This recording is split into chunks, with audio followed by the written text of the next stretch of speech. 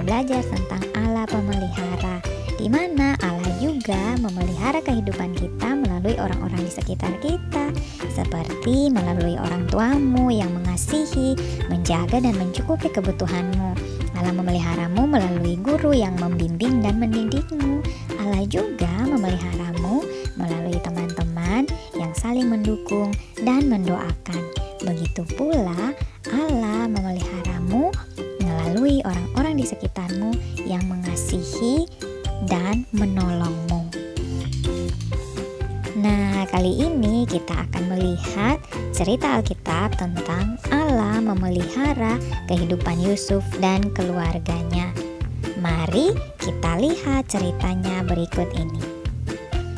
Adapun Yakub, ia diam di tanah Kanaan. Keturunan Yakub, Yusuf tatkala berumur 17 tahun, jadi masih muda, biasa menggembalakan kambing domba bersama-sama dengan saudara-saudaranya, bahwa ayahnya lebih mengasihi Yusuf dari semua saudaranya, dan ia menyuruh membuat jubah yang maha indah bagi dia. Maka iri hatilah saudara-saudaranya kepadanya. Pada suatu kali, pergilah saudara-saudaranya menggembalakan kambing domba ayahnya dekat Sikem. Maka Yusuf menyusul saudara-saudaranya itu, dan didapatinya mereka di Dotan. Dari jauh ia telah kelihatan kepada mereka. Tetapi sebelum ia dekat pada mereka, mereka telah bermufakat mencari daya upaya untuk membunuhnya. Ketika Ruben mendengar hal ini, sebab itu katanya, "Janganlah kita bunuh dia." Ia ingin melepaskan Yusuf dari tangan mereka. Baru saja Yusuf sampai kepada saudara-saudaranya, mereka pun menanggalkan jubah Yusuf, jubah maha indah yang dipakainya itu. Dan mereka membawa dia dan melemparkan dia ke dalam sumur. Sumur itu kosong, tidak berair. Yusuf diangkat ke atas dari dalam sumur itu, kemudian dijual kepada orang Ismail itu dengan harga 20 shikal perak.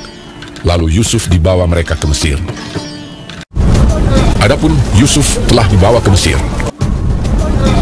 dan Potifar, seorang Mesir, pegawai istana Fir'aun, kepala pengawal raja, membeli dia dari tangan orang Ismail yang telah membawa dia ke situ. Maka tinggallah ia di rumah tuannya, orang Mesir itu. Maka Yusuf mendapat kasih tuannya. Kepada Yusuf diberikannya kuasa atas rumahnya, dan segala miliknya diserahkannya pada kekuasaan Yusuf. Tuhan memberkati rumah orang Mesir itu karena Yusuf. Tuhan menyertai Yusuf, sehingga ia menjadi seorang yang selalu berhasil dalam pekerjaannya. Adapun Yusuf itu manis sikapnya dan elok parasnya. Selang beberapa waktu, istri tuannya memandang Yusuf. Walaupun dari hari ke hari perempuan itu membujuk Yusuf, Yusuf tidak mendengarkan bujukannya itu. Tetapi Yusuf menolak. "Sebab engkau istrinya. Bagaimana mungkin aku melakukan kejahatan yang besar ini dan berbuat dosa terhadap Allah?" Pada suatu hari, masuklah Yusuf ke dalam rumah untuk melakukan pekerjaannya. Lalu perempuan itu memegang baju Yusuf, tetapi Yusuf meninggalkan bajunya di tangan perempuan itu dan lari keluar. Ketika dilihat perempuan itu bahwa Yusuf meninggalkan bajunya dalam tangannya dan telah lari keluar, perkataan itu jugalah yang diceritakan perempuan itu kepada Potifar. "Begitulah aku diperlakukan oleh hambamu itu." Baru saja didengar oleh tuannya perkataan yang diceritakan istrinya kepadanya, maka bangkitlah amarahnya. Lalu Yusuf ditangkap oleh tuannya dan dimasukkan ke dalam penjara, tempat tahanan-tahanan raja dikurung. Demikianlah Yusuf dipenjarakan di sana. Tetapi Tuhan menyertai Yusuf dan melimpahkan kasih setianya kepadanya, dan membuat Yusuf kesayangan bagi kepala penjara itu. Sebab itu kepala penjara mempercayakan semua tahanan dalam penjara itu kepada Yusuf, dan segala pekerjaan yang harus dilakukan di situ dialah yang mengurusnya. Karena Tuhan menyertai dia, dan apa yang dikerjakannya dibuat Tuhan berhasil. Ketika pada waktu pagi Yusuf datang kepada mereka, segera dilihatnya bahwa mereka bersusah hati. "Kami bermimpi, tetapi tidak ada orang yang dapat mengartikannya." Lalu kata Yusuf kepada mereka, "Bukankah Allah yang menerangkan arti mimpi?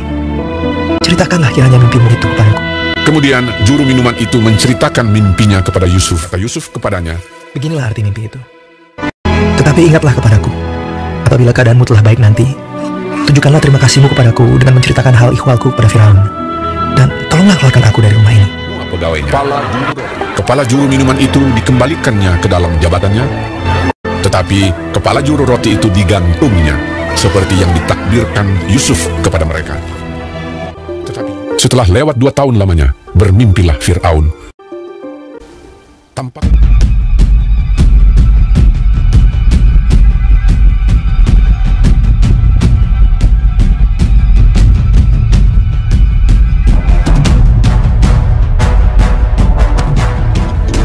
lalu terjagalah Fir'aun. Pada waktu pagi, gelisahlah hatinya. Lalu disuruhnyalah memanggil semua ahli dan semua orang berilmu di Mesir. Fir'aun menceritakan mimpinya kepada mereka, tetapi seorang pun tidak ada yang dapat mengartikannya kepadanya. Lalu berkatalah kepala juru minuman kepada Fir'aun. Kemudian Fir'aun menyuruh memanggil Yusuf. Berkatalah Fir'aun kepada Yusuf, Aku telah bermimpi, dan seorang pun tidak ada yang dapat mengartikannya. Tapi telah kudengar tentang engkau. Yusuf menyahut Fir'aun, Bukan sekali-kali aku, melainkan Allah juga yang akan memberitakan kesejahteraan kepada tuanku Firaun. Kedua mimpi tuanku Firaun itu sama. Allah telah memperlihatkan kepada tuanku Firaun, dan Allah akan segera melakukannya. Oleh sebab itu, baiklah tuanku Firaun mencari seorang yang berakal budi dan bijaksana, dan mengangkatnya menjadi kuasa atas tanah Mesir. Selanjutnya Fir'aun berkata kepada Yusuf, Oleh karena Allah telah memberitahukan semuanya ini kepadamu, tidaklah ada orang yang demikian berakal budi dan bijaksana seperti engkau. Demikianlah Yusuf dilantik oleh Fir'aun menjadi kuasa atas seluruh tanah Mesir. Yusuf berumur 30 tahun ketika ia menghadap Fir'aun, raja Mesir itu. Hebat sekali kelaparan di negeri itu. Dan setelah gandum yang dibawa mereka dari Mesir habis dimakan, berkatalah ayah mereka, Pergilah pula membeli sedikit bahan makanan untuk kita. Lalu ia bersiap dan pergi ke Mesir. Ketika Yusuf melihat Benyamin bersama-sama dengan mereka, lalu segeralah Yusuf pergi dari situ, sebab hatinya sangat terharu merindukan adiknya itu. Ia masuk ke dalam kamar, lalu menangis di situ. Berkatalah ia kepada kepala rumahnya, Bawalah orang-orang ini ke dalam rumah, sebab orang-orang ini akan makan bersama-sama dengan aku. Setelah orang itu membawa mereka ke dalam rumah Yusuf, lalu minumlah mereka dan bersukaria bersama-sama dengan. Ketika itu Yusuf tidak dapat menahan hatinya lagi di depan semua orang, dan Yusuf berkata kepada saudara-saudaranya, Akulah Yusuf, saudaramu yang kamu jual ke Mesir. Menangislah ia keras-keras. Maka mendekatlah mereka. Yusuf mencium semua saudaranya itu, dan ia menangis sambil memeluk mereka. Sebab untuk memelihara kehidupanlah Allah menyuruh aku mendahului kamu. Ketika dalam istana Firaun terdengar kabar bahwa saudara-saudara Yusuf datang, hal itu diterima dengan baik oleh Firaun. Lalu berkatalah Firaun, Bawalah kereta dari tanah Mesir untuk anak-anakmu dan istri-istrimu, jemputlah ayahmu dari sana, dan datanglah kemari. Maka aku akan memberikan kepadamu apa yang paling baik di tanah Mesir. Yusuf memberikan kereta kepada mereka, juga diberikan kepada mereka bekal di jalan. Demikianlah mereka pergi dari tanah Mesir dan sampai di tanah Kanaan kepada Yakub ayah mereka. Mereka menceritakan kepadanya, Yusuf masih hidup, bahkan dialah yang menjadi kuasa atas seluruh tanah Mesir. Ketika mereka menyampaikan kepadanya segala perkataan yang diucapkan Yusuf, dan ketika dilihatnya kereta yang dikirim oleh Yusuf untuk menjemputnya, maka bangkitlah kembali semangat Yakub ayah mereka itu. Seperti Allah sudah memelihara Yusuf dan keluarganya, kita pun dipelihara oleh Allah. Karena itu, kita sudah seharusnya bersyukur atas pemeliharaan Allah bagi kehidupan kita semua.